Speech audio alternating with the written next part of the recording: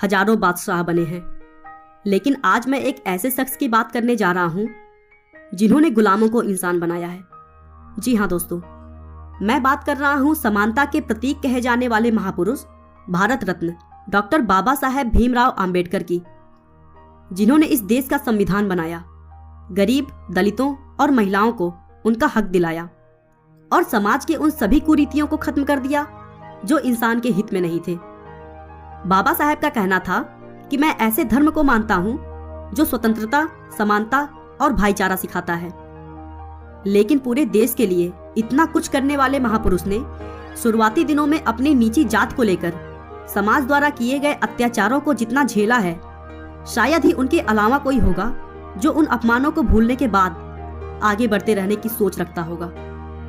चलिए दोस्तों, यूं पहेलियों में बात करने से अच्छा है कि बिना आपका समय खराब किए हम बाबा साहेब के जीवन को शुरू से थोड़ा डिटेल में जानते हैं। डॉक्टर भीमराव अंबेडकर का जन्म 14 अप्रैल 1891 को मध्य प्रदेश के इंदौर जिले में महू नाम के एक गांव में हुआ था। उनके पिता का नाम रामजी सकपाल था, जो भारतीय सेना में रहते हुए देश की सेवा करते थे और अपने अच्छे कार्यों की बदौलत सेना में सूबेदार की पद तक पहुंचे थे। और उनकी मां का नाम भीमाबाई था। राम जी शुरू से ही अपने बच्चों को पढ़ाई लिखाई और कड़ी मेहनत के लिए प्रोत्साहित करते थे, जिसकी वजह से अंबेडकर को पढ़ाई लिखाई का शौक बचपन से ही था। लेकिन वे एक महार जात से ताल्लुक रखते थे, जिसे उस समय लोग अछूत भी कहते थे। अछूत का मतलब यह था कि अगर इस नीची जात के लोगों द्वारा ऊंची जात के किसी भी वस्तु को छू दिया जाता तो उसे अपवित्र मान लिया जाता था और ऊंची जात के लोग उन चीजों को उपयोग में लाना पसंद नहीं करते थे। यहाँ तक कि नीची जात के बच्चे समाज के इस बेहद ही खराब सोच की वजह से पढ़ाई लिखाई के लिए स्कूल भी नहीं जा सकते थे। लेकिन सौभाग्य से सरकार ने सेना में काम कर रहे सभी कर्मचारियों के बच्चों के लिए एक विशेष स्कूल चलाई और इसी की वजह से अंबेडकर की शुरुआती पढ़ाई पॉसिबल हो सकी। स्कूल की पढ़ाई लिखाई में अच्छे होने के बावजूद अंबेडकर और उनके साथ के सभी नीची जात के बच्चों को क्लास के बाहर या फिर क्लास के कोने में अलग बैठाया जाता था और वहाँ के टीचर्स भी उन पर थोड़ा भी ध्यान नहीं देते थे। सारी हदें तो इस बात से पार हो जाती है कि उन्हें पानी पीने के लिए नल तक को छूने की इजाजत नहीं थी। स्कूल का चपरासी आकर दूर से उनके हाथों पर पानी डालता था और तब जाकर उन्हें पीने के लिए पानी मिलता था और चपरासी के ना होने पर उन्हें बिना पानी के ही प्यासे रहना पड़ता था। दोस्तों, अब आप खुद ही सोच सकते हैं कि ऐसे समाज में कौन सा बच्चा स्कूल जाना पसंद करेगा और अगर चला भी गया तो कितने दिनों तक वह वहां रुक पाएगा। 1894 में रामजी सकपाल के रिटायर होने के बाद उनका पूरा परिवार महाराष्ट्र के सतारा नाम की एक जगह पर चला गया। लेकिन सतारा आने के केवल 2 साल के बाद अंबेडकर की मां की मृत्यु हो गई, जिसके बाद उनकी बुआ मीराबाई ने कठिन परिस्थितियों में उनकी देखभाल की। रामजी सकपाल और भीमाबाई के 14 बच्चों में केवल 3 बेटे बलराम, आनंदराव और भीमराव और 3 बेटियां मंजुला, गंगा और तुलसा इन कठिन हालतों में जीवित बच पाए। और अपने भाइयों और बहनों में केवल भीमराव अंबेडकर ही समाज को अनदेखा करते हुए पढ़ाई में सफल हुए और फिर आगे की पढ़ाई जारी रख सके। 1897 में अंबेडकर ने बंबई के एल्फिंस्टन हाई स्कूल में एडमिशन लिया और उस स्कूल में छोटी जाति के सबसे पहले छात्र बन गए। 1907 में अंबेडकर ने अपने हाई स्कूल की परीक्षा पास की, जिस सफलता से उनके जात के लोगों में एक खुशी की लहर दौड़ गई, क्योंकि उस समय हाई स्कूल पास होना बहुत बड़ी बात थी और वो भी एक अछूत का पास होना तो आश्चर्यजनक था।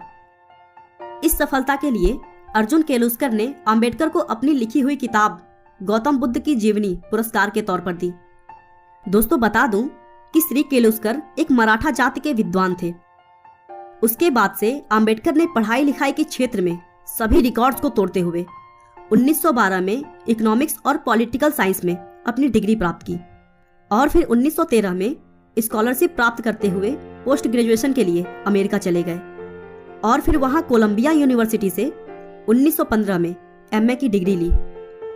फिर अगले ही साल 1916 में उन्हें उनके एक रिसर्च के लिए पीएचडी से सम्मानित किया गया। इस रिसर्च को उन्होंने एक किताब evolution of provincial finance in British India के रूप में प्रकाशित किया। अपनी डॉक्टरेट की डिग्री लेकर सन 1916 में अंबेडकर लंदन चले गए, जहां उन्होंने लंदन स्कूल ऑफ इकोनॉमिक्स में कानून यानी लॉ की पढ़ाई और अर्थशास्त्र में डॉक्टरेट की तैयारी के लिए अपना नाम लिखवा लिया। लेकिन अगले ही साल स्कॉलरशिप खत्म होने के चलते मजबूरन उन्हें अपनी पढ़ाई बीच में ही छोड़कर भारत वापस लौटना पड़ा।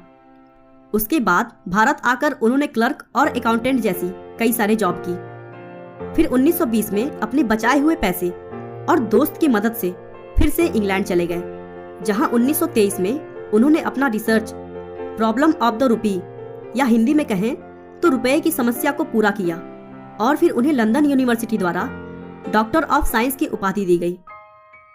उसके बाद से उन्होंने अपना पूरा जीवन समाज की सेवा में झोंक दिया। वे भारत के स्वतंत्रता के कई सारे अभियानों में शामिल हुए। दलितों की सामाजिक आजादी और भारत को एक स्वतंत्र राष्ट्र बनाने के लिए उन्होंने बहुत सारी किताबें भी लिखी, जो पूरे समाज में बहुत ही प्रभावशाली साबित हुई। 1926 में वो बंबई विधानसभा परिषद के सदस्य बन गए। 13 अक्टूबर 1935 को अंबेडकर को सरकारी लॉ कॉलेज का प्रिंसिपल बनाया गया और इस पोस्ट पर उन्होंने 2 सालों तक काम किया। 1936 में अंबेडकर ने स्वतंत्र लेबर पार्टी की स्थापना की, जो 1937 में केंद्रीय विधानसभा चुनाव में लड़ी और 15 सीटें जीती। 1941 और 1945 के बीच में उन्होंने बहुत सारी विवादित किताबें प्रकाशित की, जिनमें थॉट्स ऑन पाकिस्तान भी शामिल है। इस किताब में मुसलमानों के लिए एक अलग देश पाकिस्तान बनाने की मांग का उन्होंने जमकर विरोध किया था। अंबेडकर का भारत को देखने का नजरिया बिल्कुल ही अलग था। वे पूरे देश को बिना अलग हुए देखना चाहते थे। इसीलिए उन्होंने भारत के टुकड़े करने वाले नेताओं के नीतियों का जमकर आलोचना किया। 15 अगस्त 1947 में भारत की स्वतंत्रता के बाद अंबेडकर पहले कानून मंत्री बने और बिगड़ती सेहत के बावजूद उन्होंने एक ठोस कानून भारत को दिया और फिर उनका लिखा हुआ संविधान 26 जनवरी 1950 को लागू हुआ। और इसके अलावा भीमराव अंबेडकर के विचारों से भारतीय रिजर्व बैंक की स्थापना भी हुई। आखिरकार राजनीतिक मुद्दों से जूझते हुए अंबेडकर का स्वास्थ्य दिन ब दिन खराब होता चला गया और फिर 6 दिसंबर 1956 को उन्होंने इस दुनिया को अलविदा कह दिया। लेकिन दोस्तों, इसके पहले उन्होंने समाज की सोच को काफी हद तक बदल दी। गरीब, दलितों और महिलाओं को उनका हक दिलाया और हमारे देश के लिए इतना कुछ किया कि उनके एहसानों को हम शब्दों में बयां नहीं कर सकते हैं। आपका बहुमूल्य समय देने के लिए बहुत बहुत धन्यवाद। इस वीडियो को लाइक करके आप हमारा मनोबल बढ़ा सकते हैं।